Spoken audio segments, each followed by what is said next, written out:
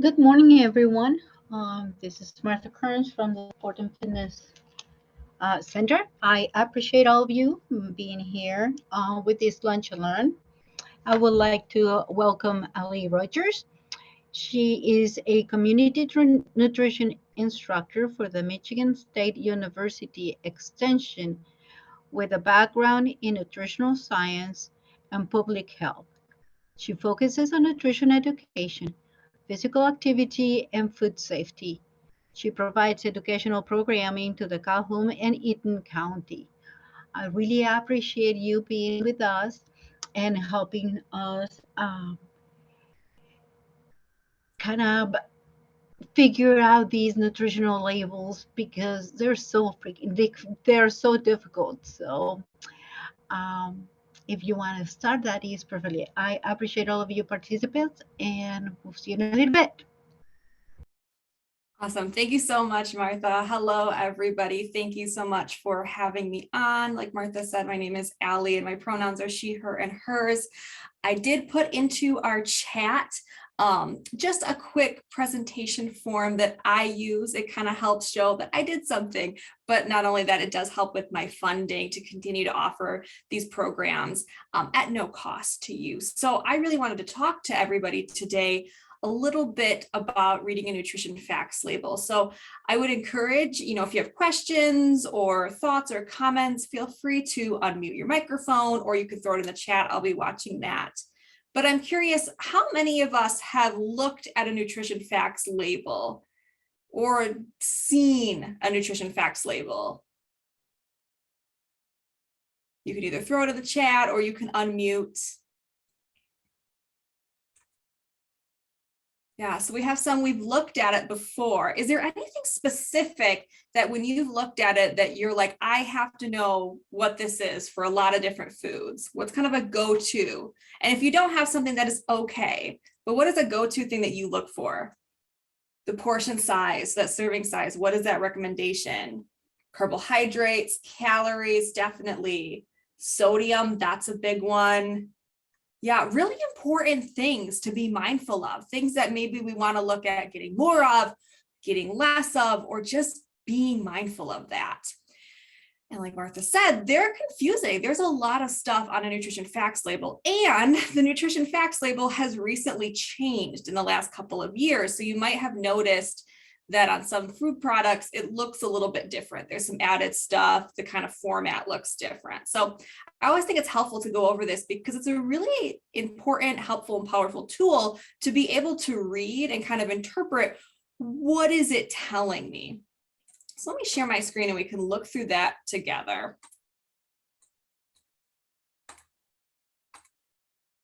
All right, so let's look up close at a nutrition facts label. Oh, hidden sugars, that's another one. So added sugars, I just saw in the chat, that's a really great one. And we will talk about that. So I'm going to go back a little bit so we can kind of look at this first picture here of a pretty decent looking nutrition facts label of a made up food. So I want to start from the top and work our way down to the bottom and kind of look at what these things mean. A nutrition facts label, we're going to find it on most of our foods, on the back side of the food or maybe the bottom of a package. And it's going to tell us what's in our food and how much is in our food, some key nutrients. It's not going to tell us every nutrient. There's over 40 different nutrients out there. It's not going to fit all those. That would take up a lot of space, but it's going to tell us some really big ones, either ones that we should be getting more of or looking at reducing and decreasing. So at the top, we have servings per container and serving size. Does anyone want to give a guess? What is the difference between a servings per container and serving size?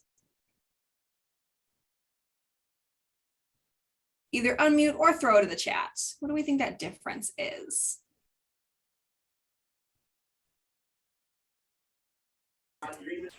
Serving size per container, that is how many servings are within that container, and serving size is what's recommended as an individual. Exactly. Gold star response, Selena. That's exactly what it is. So our serving size is that recommendation of what to eat in one serving, not to say that we can't have more than one serving of certain foods at one time. And everything below this here is only going to count for one serving. So if I was to eat 2 servings, I would have to multiply it all by 2. And like you had said, servings per container is how many serving sizes can I fit inside that container, whether, you know, it's a box, a bag, a tube, a tub, whatever it is, how many can I? So in this food option that we have, our serving size is 2/3 of a cup, which is a little bit smaller than the size of our fist. A handy way to measure food, pun intended, is you can use your fist. So your fist is about the size of a cup, give or take. The front of your fist, just half of it, is about 1/2 cup. You can use your thumbs to measure out tablespoons, and you can use the palm of your hand to measure out about 3 to 4 ounces. So thickness here. So maybe if you're looking for a protein serving size of 3 to 4 ounces, might be like a piece of chicken the size of the palm of your hand. I always like to go over that because I think it's kind of helpful to know that, because if you're like me, you're probably not carrying around measuring cups and measuring spoons everywhere you go. So you probably have your hands with you, and you can use that when you're looking at a nutrition facts label and it says, okay, it's 2/3 of a cup. I know that's going to be a little bit smaller than my hand. So in this one, we have 8 servings in the whole container. And then we have calories. And calories, I think, sometimes gets a bad reputation, or it's a little bit confusing. I'd love to hear somebody tell me, what is a calorie? What do we know about calories?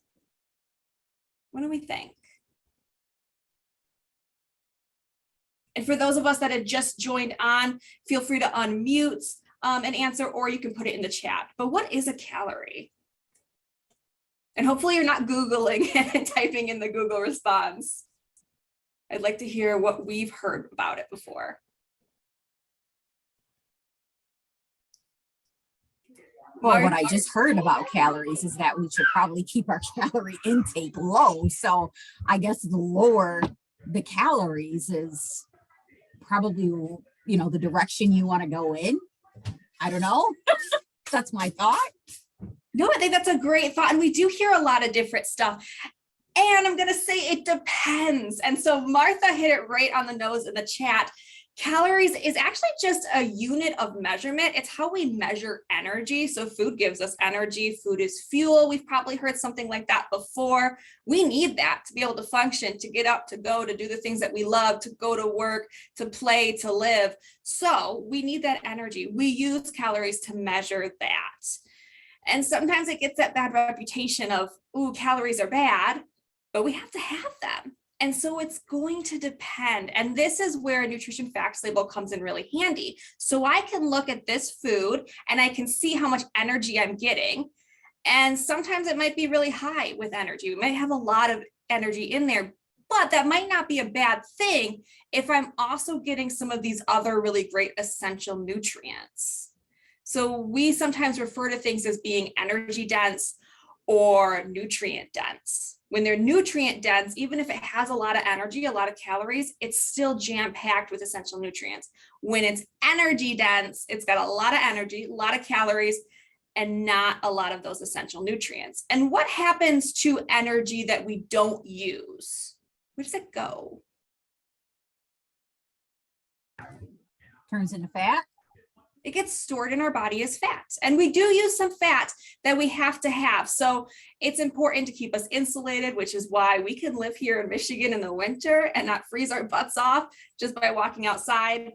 It also helps to protect our essential organs so that if I was to bump into my desk right here, I'm not going to impale anything because I have some protection around there. But we still want to be mindful of not having too much. And so that's where this balance comes in. This moderation is really important. So most people need around 2,000 calories per day. And we actually see that on our nutrition facts label down here at the bottom. There's this very tiny asterisk and footnote that says the percent daily value is based off of a 2,000 calorie per day diet. Of course, not everybody needs the exact same amount. It's going to depend on a few different things. So it depends on our age, our sex, our physical activity level. Everyone's different, but it's about 2,000 calories.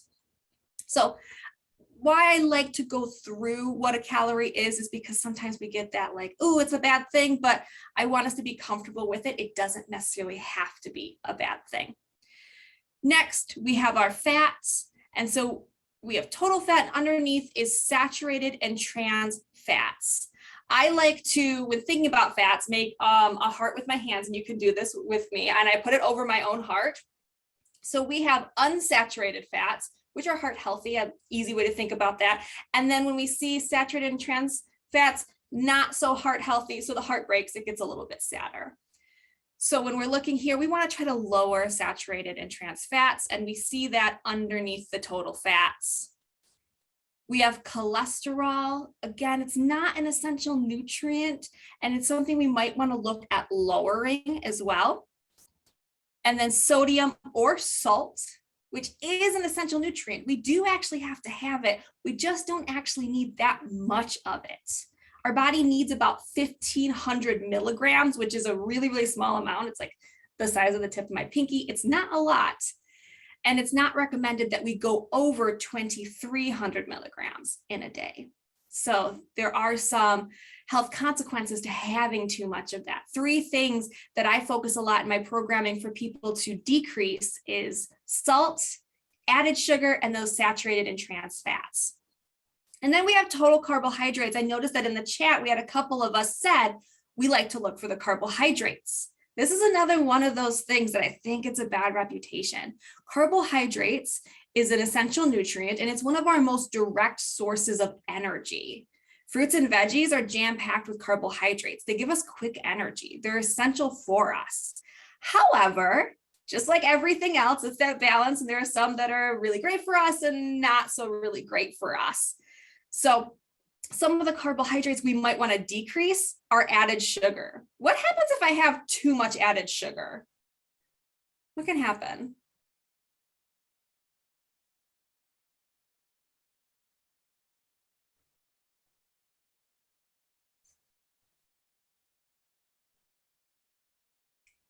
So if I'm having too much added sugar, I can increase my risk for certain chronic illnesses like type 2 diabetes, heart disease. Also, it can damage my teeth, my gums, give you an upset stomach. So it's really important that we're mindful about that kind of stuff.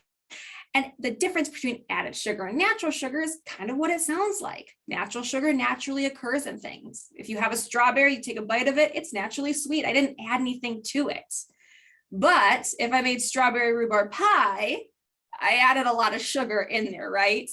Or sodas, candies, baked goods, those don't naturally occur anyplace. Some added sugar had to be put in there. So we want to be mindful of that.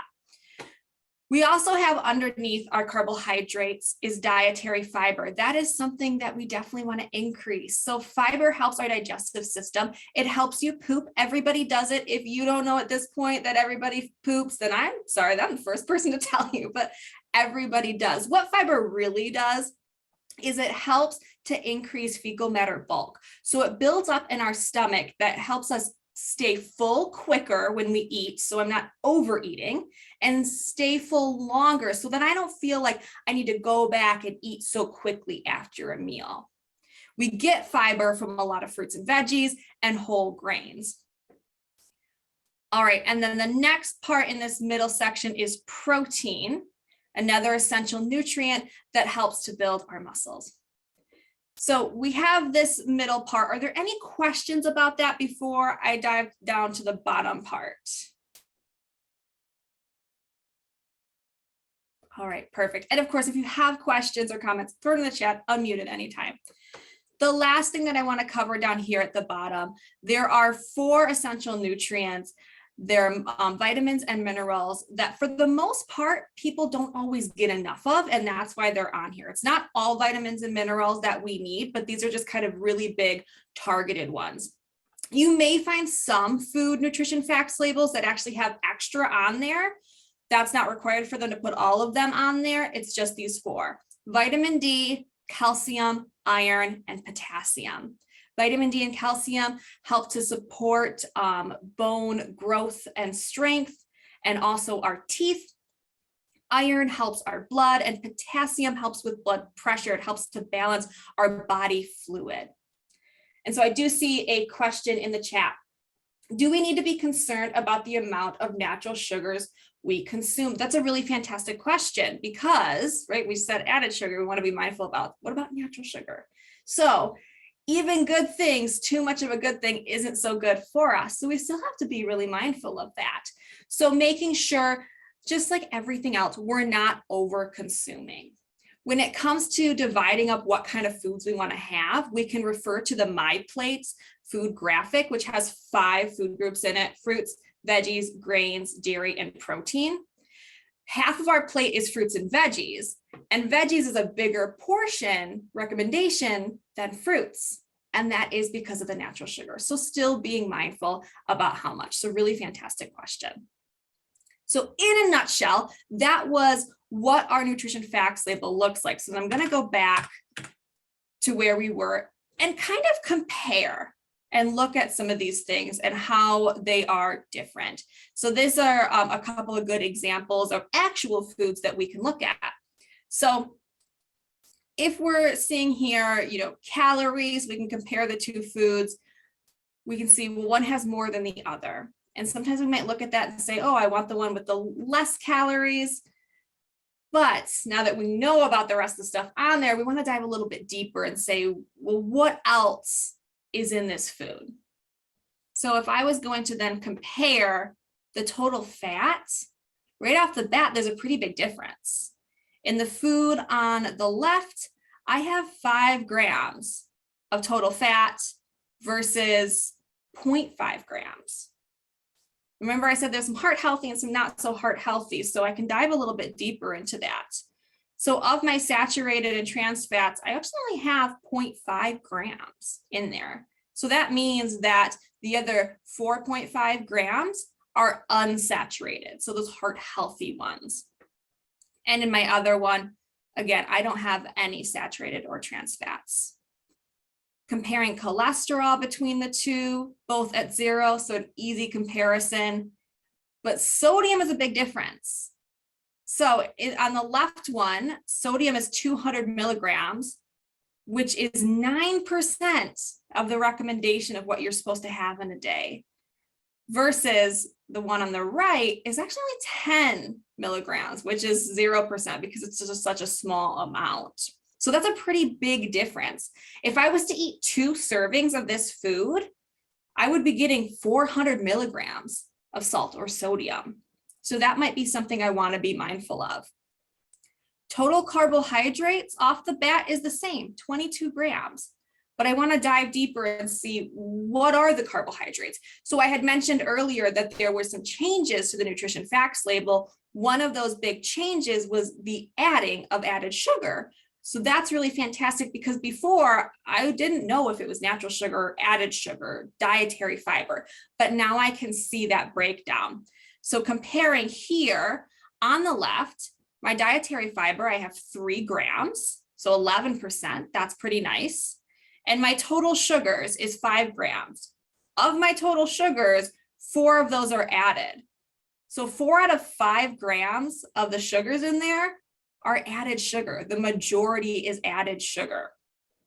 And if I'm comparing to the one here on my left, 6 grams of dietary fiber, so I got more fiber in here. My total sugars is less than 1 gram, so not a lot, and none of them are added sugars.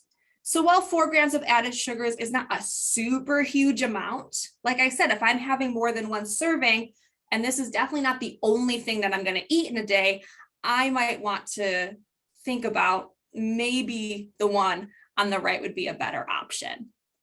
And then last, another thing to look at is that protein. 7 grams on the right versus that 2 grams on the left. So I only get a couple, but I'm getting a lot more than that one on the right.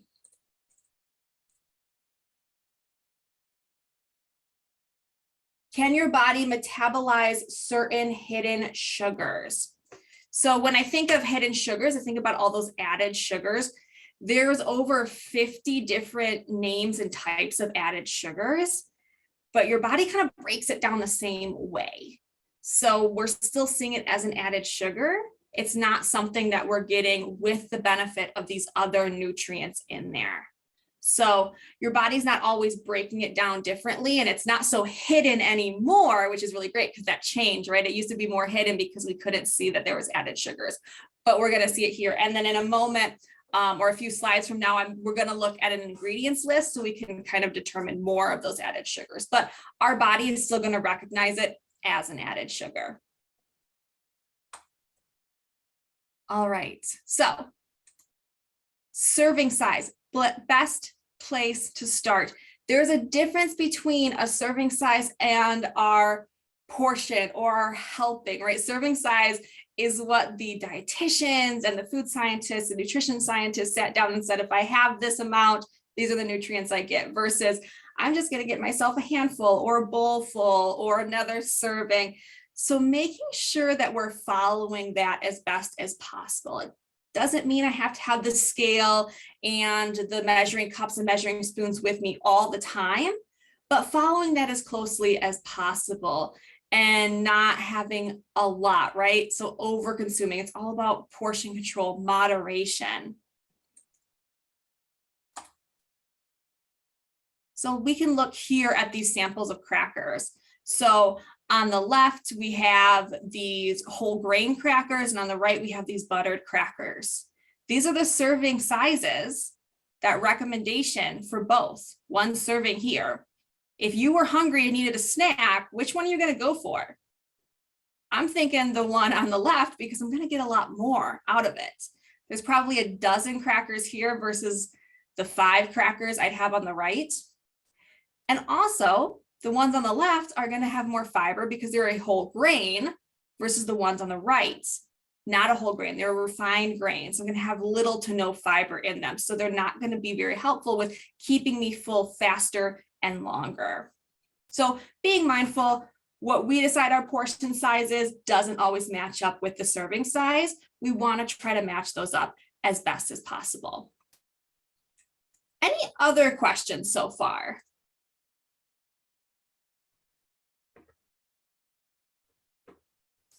All right, so I'm going to test your knowledge, see how well we've been listening, looking at this food. So we've got a serving of about 12 crisps or chips, depending on where you are in the world. So how many calories would you be having if you ate 24 chips? So if you doubled your servings, how many calories are you consuming? Because it might not be the wildest thing to say you're hungry and you ate 24 chips or crisps. Yeah, 240 calories. So maybe that's not the worst thing for us, depending on what else we're eating, because we don't want to just necessarily base it off those calories. We got to think about the other things too, but I want to be mindful. All right, how much fat is in 24 chips?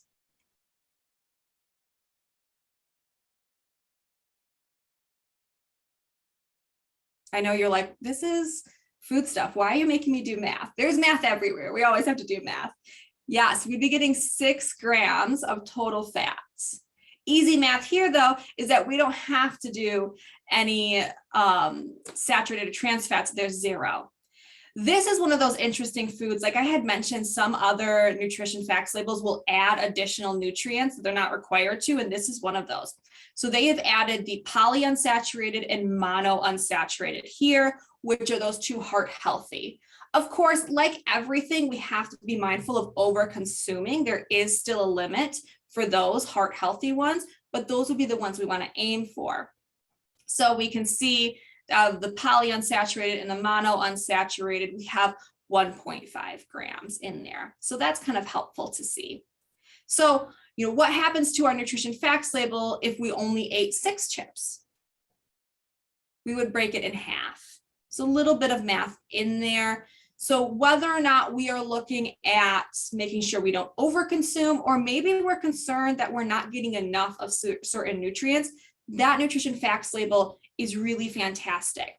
The other way we can use a nutrition facts label is to compare brands and generic. We can use it to compare with prices of which types of foods we want to purchase. So maybe we're comparing brand name versus a generic. Is there really a significant difference between the tastes of brand name and generic foods? Not really. It's usually about the same. But I could use that and see, oh, this one maybe has more calories in it, and this one maybe has more protein, or I have extra added sugars in here, or I get the one that doesn't have the added sugars. So that's another benefit to knowing how to read that nutrition facts label. All right. I want to take a quick break right here before I move into the ingredients list, because just as important as understanding what we're putting into our body, how much we're putting into our body, is how we use that energy, those calories. How are we using that up? And we do that through physical activity. Does anybody know how much physical activity you're supposed to have in a day?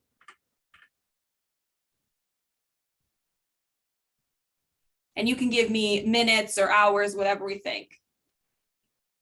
Yeah, Selena, you're correct. It's about 30 minutes, 5 days a week is the minimum recommendation for adults, anybody over the age of 18. For kids, anybody under age of 18, it's 60 minutes, but it's recommended anyone over that age, 30 minutes, 5 days a week, 150 minutes a week minimum. We can definitely get more. The more we can move our body, the better. And the way that we move our body can be different. It's not all the same.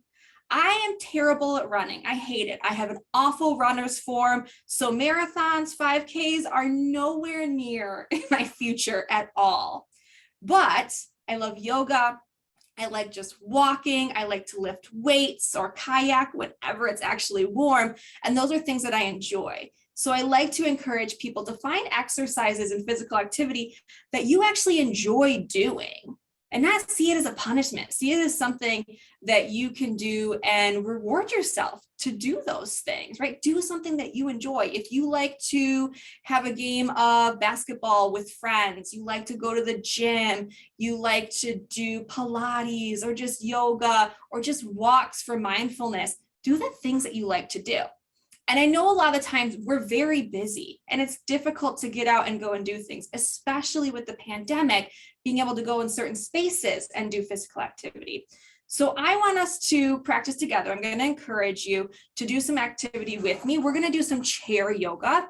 You're not required to do this, but I'm encouraging you. But you know your body best. So if something feels uncomfortable, it hurts, it's just not working for you, feel free to modify it, change it, take a beat, take a break, do what works for you. So I have this really fantastic video that a colleague of mine put together, and let's follow it together and do some chair yoga. If you have issues hearing it, please let me know, but I think it should be good.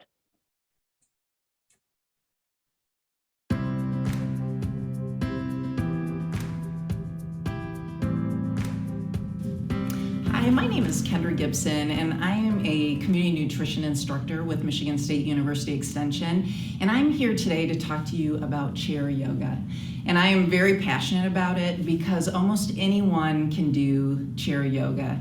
It's portable. You can take it on the road if you're traveling, you can take it to your office, and you can do it with your family. So I'm going to give you a little introduction today and do a short flow just to show you that you don't need to be afraid of yoga. Everybody thinks that they have to be really flexible, but that's why you come. And so, are you ready? Let's get this started. So what you want for chair yoga is a chair that's very solid. You don't want something that's squishy because that is your foundation. And you want your feet to be planted on the floor. So something where your feet reach. So we're gonna start here. So I want you just to get a really long spine, have the top of your head reaching for the top of the ceiling. And let's just relax here and find our foundation. Feel your feet underneath you on the floor, feel the chair, and let's just start to rub our hands together. So we're creating heat even when we do small little moves like this, and we start to awaken the body. And then exhale, take the hands down, just let them rest for a moment, and here we go. We're gonna start our practice. So inhale up, palms are open, fingers are spread, and then as you exhale, press the palms back down. And let's do one more of those, reaching up, inhaling up, and exhaling down. Beautiful. And let's inhale again, and exhale, pressing. And then we're just going to take a little turn here. So right hand goes onto the left knee. You might use the back of your chair or the seat of your chair. And what we're doing here is just gently turning the head. So we're not forcing, but we're looking. And we use this a lot in driving and in moving, sitting at our desks. And then walk the hands back around to center. And then take the left hand onto the knee, reach it back. So maybe your gaze stays forward. Maybe you begin to look over the shoulder. Make sure you're breathing as you hold these positions. We like to hold our breath when we're in an uncomfortable or new place. And then bring it back to center. Beautiful. So we're going to start a sun salutation here, and I'll run you through the first flow, and then we'll do 2 more together. So we're going to inhale up again, and then we're going to find cactus arms. So keep the elbows up, draw the shoulder blades toward the spine, and spread the fingers, and lean forward just a little bit. Navel, draw that navel in toward your spine, so you're kind of sucking it in a little bit. Nice. And then hands go down to the knees. Fold over, long spine here, and let the hands go all the way down to the feet.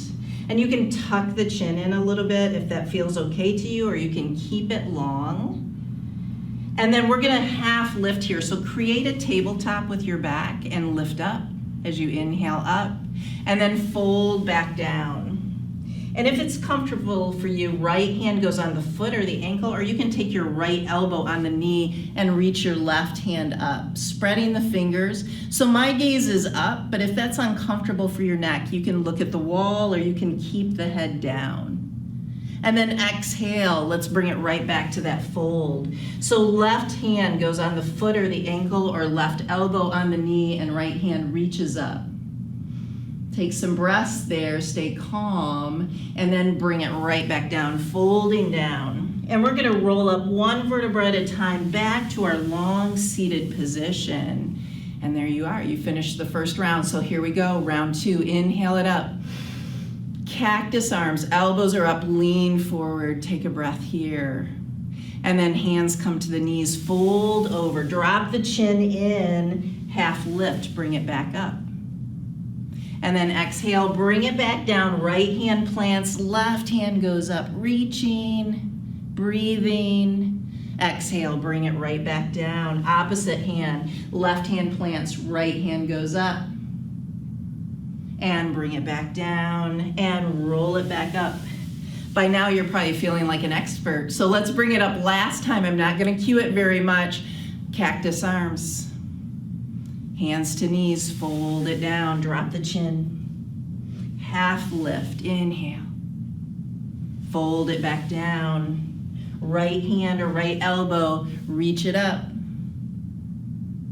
Fold back down, exhale it out. Opposite hand, left hand plants, right hand goes up. Bring it back down, roll it back up. Beautiful. Let's just take a big inhale as we finish up here. And take those hands back down to the knees. We're gonna move into what we call cat-cow, and we're just gonna finish in a breathing segment again. So drop your spine back, reach for the chair, drop the chin in, just like a cat back, and then bring it up to your long spine again, crown of the head reaching, roll the shoulders back, chest opens, maybe the face goes up. Bring it back to center. Let's do 1 more round of that cat back. Bring it up to center, roll the shoulders back, open. So nice, bring it right back to center. Inhale your hands up, press them down, create some resistance as you exhale. Last time, inhale, exhale.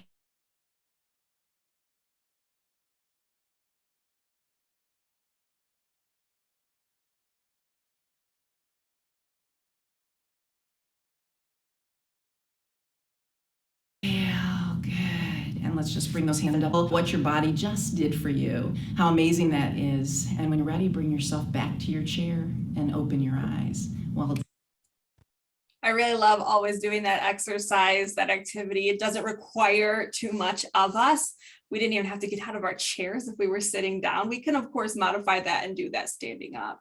I wonder, how do some of you feel after doing that?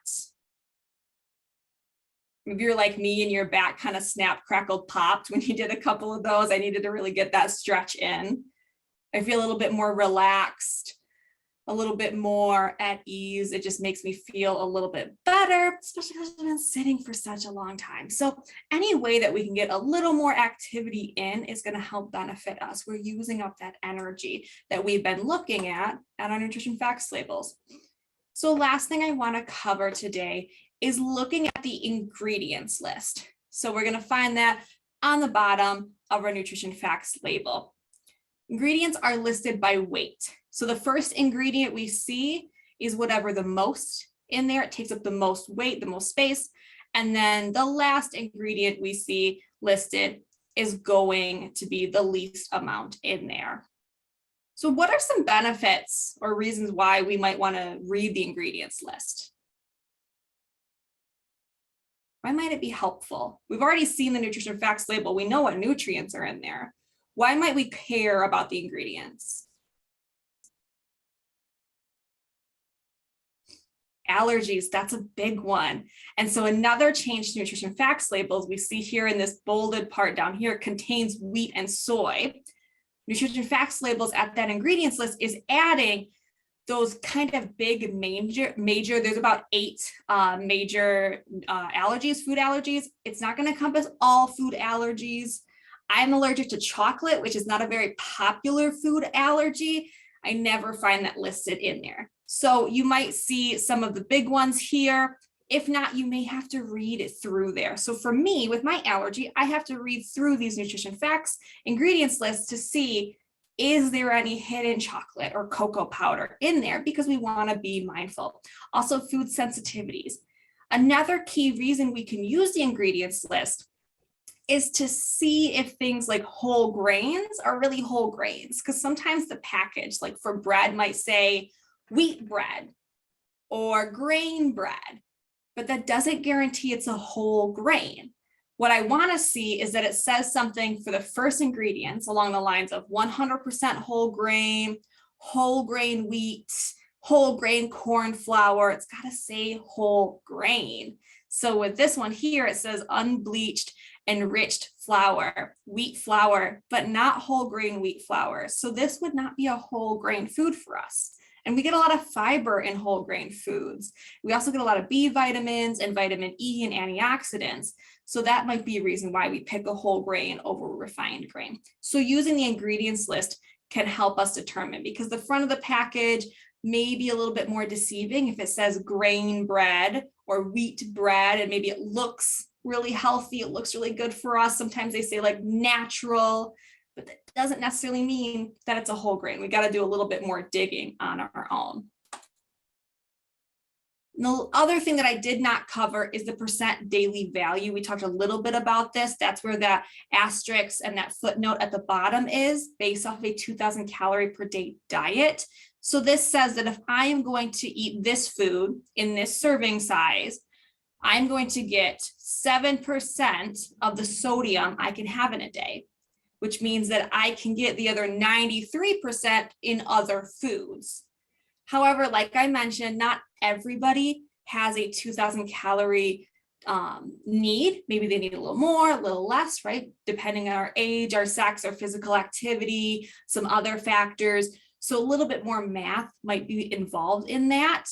But a general thing, if you don't want to do all the math or look through all of it, a good rule is that if it is 5% or less, it's considered low in that nutrient. So for this, we have 5% saturated fat. We can consider this low saturated fat.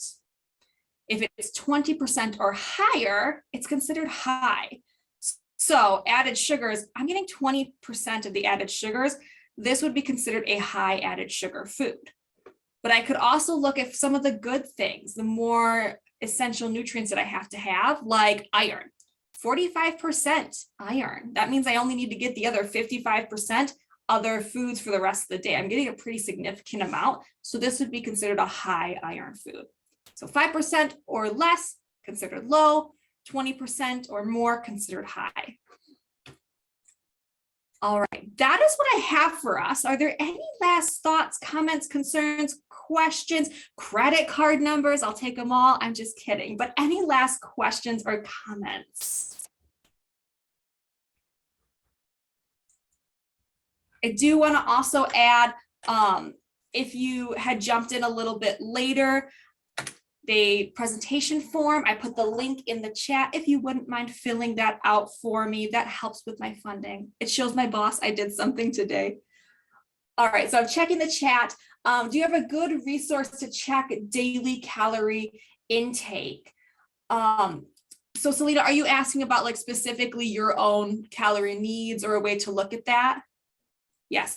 So one, always talk with a doctor. You can talk with a registered dietitian for your very specific needs. You can also go to myplate.gov. There's a lot of really fantastic resources around energy needs, how you can look at that based off of age, sex, physical activity. I'm going to put the link to that website into the chat as well. So that one's really fantastic. I believe they have a chart on there, excuse me, that goes over basic, again, by sex, age, and physical activity. The more physically active, more energy, right? We're moving more, we're using more, less physically active, less energy.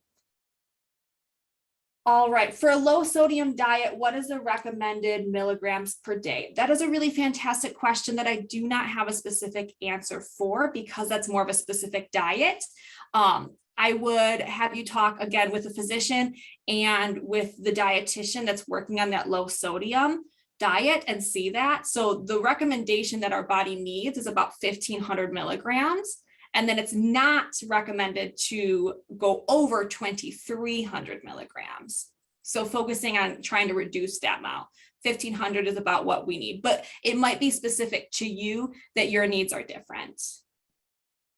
All right, another question. Do these facts and figures take into account the build of an individual, like Asian build versus more of an African build? So that's also a really fantastic question that the answer is always, it depends. So the numbers in there are standard for everybody except for on that percent daily value. So the protein in there is the exact amount of protein and we're all going to get the same amount of protein from it, but our protein needs can be different. So that is something you definitely want to work with a registered dietitian one-on-one if that's a concern about how much your specific needs are. And of course, that can vary not only on the other factors I said, but family history, certain chronic illnesses. Maybe it needs to be really specific to you. So that's a really fantastic question that I don't have a great answer for.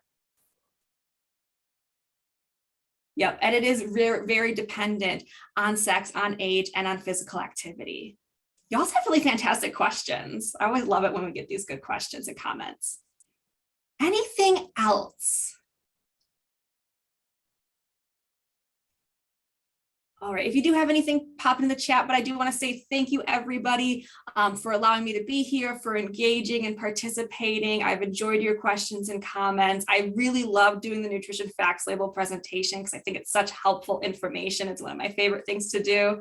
I was very nerdy and excited when the change finally happened, where they put the added sugars and they changed the format and the bolding of things. So I really love talking about it. So thank you, everybody. I hope you have a wonderful rest of your day, a fantastic week. Please stay warm. I know it's going to be cold, so make sure that you bundle up if you're going out. Be safe. Wash your hands. Have a great day, everybody. Thank you, Ali, for helping us with these lunch and learn.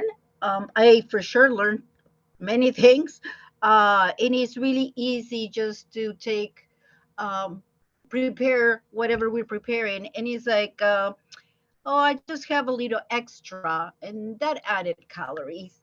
And I think I do this most with cereal. I personally don't eat cereal, but my daughter does. And once you see the portion control, nobody takes 3/4 of a cup of cereal in a Saturday morning. Yeah, it's But always cereal is the biggest one that people struggle to follow because it's usually like a half cup or like you said, 3/4 of a cup. I know it's crazy, but I really appreciate you very much helping us to uh, learn how to read the nutritional labels. It is important, and it gives you to the opportunity, like you mentioned, to have, what's the difference between the one that comes in bulk or the and it kind of make a decision on what to eat and how much hidden stuff is in there. So thank you very much. I appreciate you very much, and I hope to have you soon for another lunch and learn. Thank you everybody for participating in our lunch and learn. I really appreciate you guys too. And please, if you need a copy of Ali's presentation, please just shoot me an email at martha.kearns@dla.mil, and I'll be sure to send it to you. Thank you very much for your participation, and I hope you guys have a wonderful day. Again, be warm, take it easy, be sure to do your exercises, and if you are participating in our 8 week body transformation challenge, let's keep up the good work. Thank you very much and have a wonderful day, everybody.